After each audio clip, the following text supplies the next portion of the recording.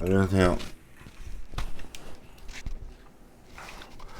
자려고 했다가 또 투자에 대해서 늘 얘기하고 싶었던 점이 있습니다.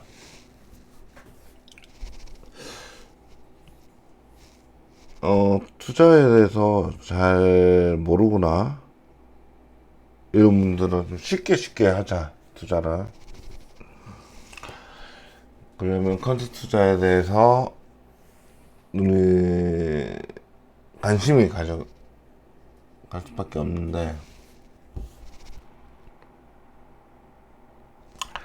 컨트 투자 같은 경우에는 자 어떤 기초 데이터를 만들어 놓습니다. 기초 데이터를 만들어 놓고 매출액이든 영업이익이든 뭐 부채 이런 세밀한 데이터를 가지고 지표를 만듭니다. 그것을 조합을 해서 만드는데, 조합해서 만드는 것까지는 좋아요. 근데 좀 아쉽다 하는 점은 뭐냐면 이 기업에 대해서 전혀 모릅니다. 오로지 어떤 수치의 증가, 수치에 도달하느냐 라는 것에 조금 중점이 되어 있죠. 그렇게까지 분석이 필요하지 않다 라는 부분에 대해서 많은 책들이 있죠. 근데 저는 이렇게 생각했습니다. 보다 보니 저도 그쪽에 관심이 있어가지고 투자를 하려고 했다가 중단한 점이, 특정 업종 이런 부분에서 다 제외가 됩니다. 예를 들자면 수주업체는 부채가 있을 수 있습니다. 근데 이 수주가 저번에 말씀드린 것처럼 좋은 부채가 있고 나쁜 부채가 있다고 말씀드렸잖아요. 이런 부채에 대한 검증은 없는 겁니다. 어떤 특정 계정에 대한 그런 분류까지를 해야 되는 상황이고, 근데 그 상황을 보려고 그러면 전체적으로 분석을 해야 되는데, 단지 기계적으로 수치로만 한다. 그리고 컨트 투자는 일단 목적 자체가 기초 데이터를 가지고 지표를 만들고 그런 다음에 보유하면서 리밸런싱을 하면서 종목을 교체한다 라는 단순한 투자 방식을 가지고 있습니다. 그렇지만 실제로 투자하려고 그러면 리밸런싱을 하고 이런 부분에 대해서 회사를 정말 모르는데도 수치만 보고 투자가 가능할까? 라는 의구심을 가지는 부분들이 아까 말씀드린 것처럼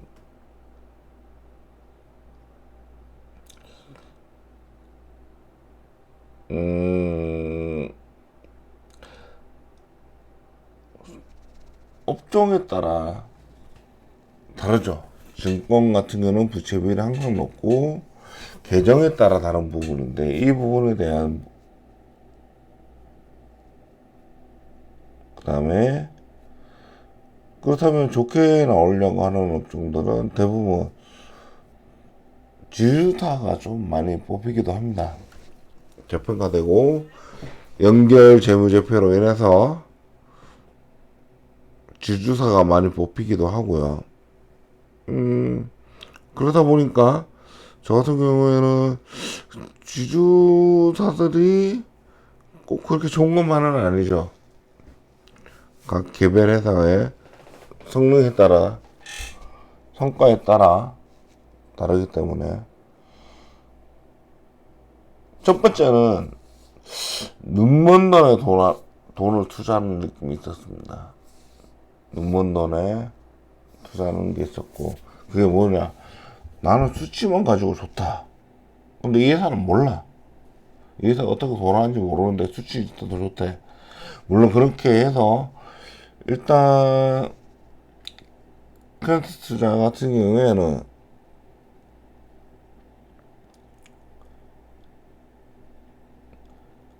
열 개 중에 그 중에 네다섯 개 이상은 혹은 여섯 개 정도 그 모든 수익률을 메꿀 수 있다라는 기준이 있습니다.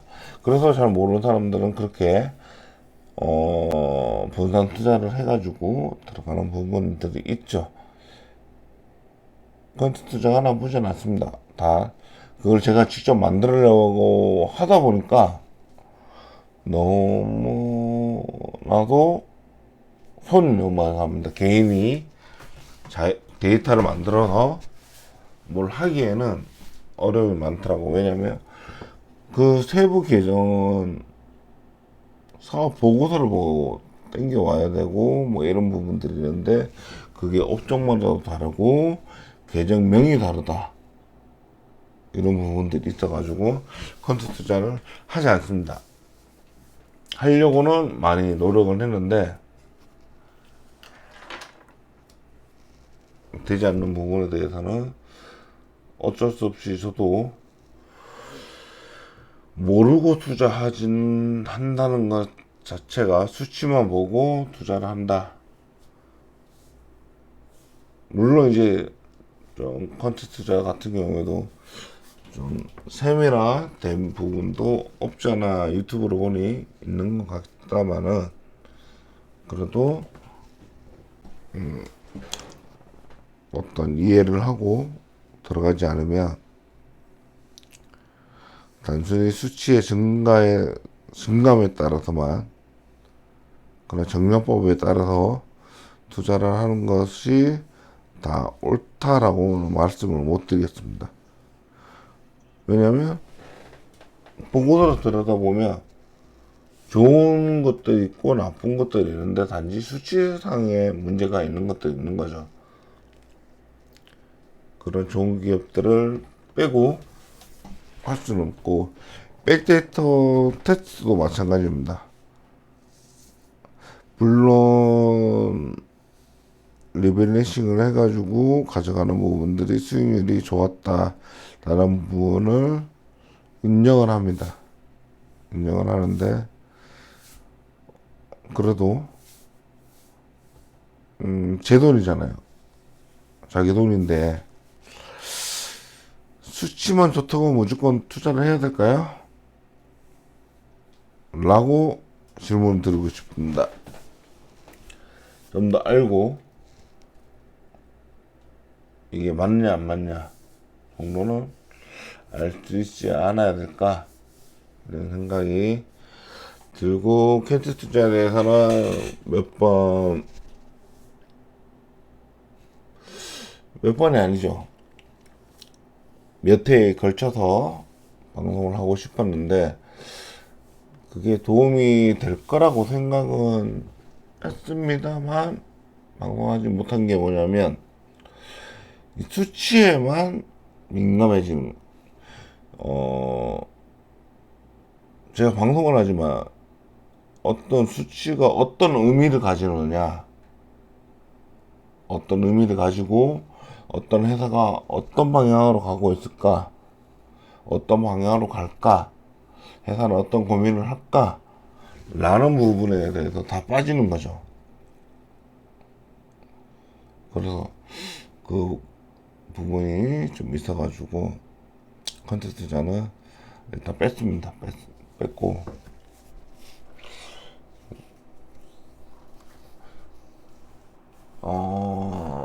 투자에 대해서 뭐 컨텐츠 투자의 장단점이라 친다면 장점은 수치만 보고 리밸런싱 하고 또 리밸런싱 하고 이러면 또 수치 나쁘지 않습니다. 수익률 나쁘지 않다는 걸로 결론이 역사적으로 나와 있고요. 그렇지만 저는 그 부분도 좋지만 하지 않았던 이유는 왠지 눈먼 돈으로 쓰는 것 같아서 회사에 어떻게 돌아가는지 종로는 파악을 하자, 업종별로. 그리고 저는 집중 투자를 지금 계속 하고 있고, 사실 뭐 두세 종목만 하고 있기 때문에 지금 제가 방송을 하면서 성장을 하고 있는 게, 제가 방송을 하면서 한 10종목 정도는 늘려도 되겠다라고 생각할 정도로 좋은 기업들이 많습니다.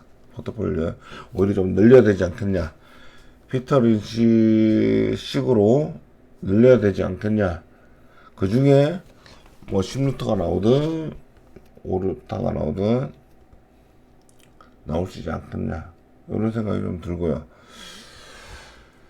저는 컨텐츠 투자를 많이 연구를 해왔던 사람이고 개발을 하려고 했다가 너무나도 손이 너무 많이 가서 제가 생각하는 어떤 기준을 컨텐츠 투자가 못 따라가더라고요. 거기까지 보기에는 계정명, 뭐 계정 라인 다 틀리기 때문에 그런 걸 놓칠 수 있다는 그런 안타까움 때문에 일단 저는 집중 투자를 하고 있지만 분단 투자를 하더라도 분석을 하자라는 부분이고, 분석을 하자라는 부분을 방송으로 사실은 메꾸고 있습니다.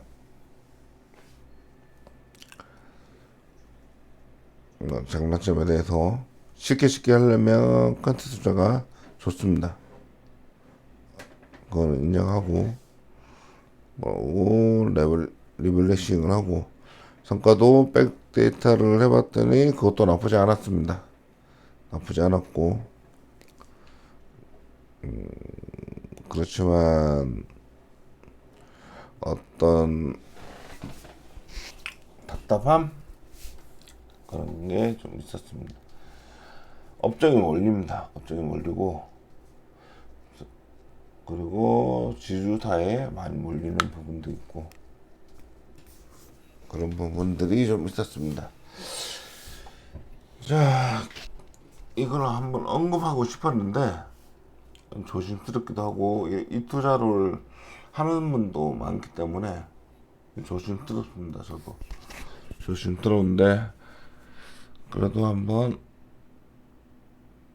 말씀을 한번 드렸고, 일단 차트 투자 뭐 기술 투자는 아니니까 실제로 지금 뭐잘 되는 것도 검증이 된 방식이기 때문에 이 방식에 대해서도 한번 설명을 드렸고, 어떤 반응을 봐서 또 필요하다 싶으면 말씀을 드리겠습니다. 저도 거기에 대해서 아이디어를 많이 얻기 때문에 일단 제 생각은 이렇다, 이런 부분 말씀드리고 내일 찾아뵐게요. 오늘 방송 하나만 하려고 했다가 말을 하다 보니까 생각이 나는데 얘기를 꼭 하고 싶었다, 이렇게 해서 방송을 했습니다. 자, 오늘 방송은 이렇게 마치고 내일 찾아뵐게요. 감사합니다.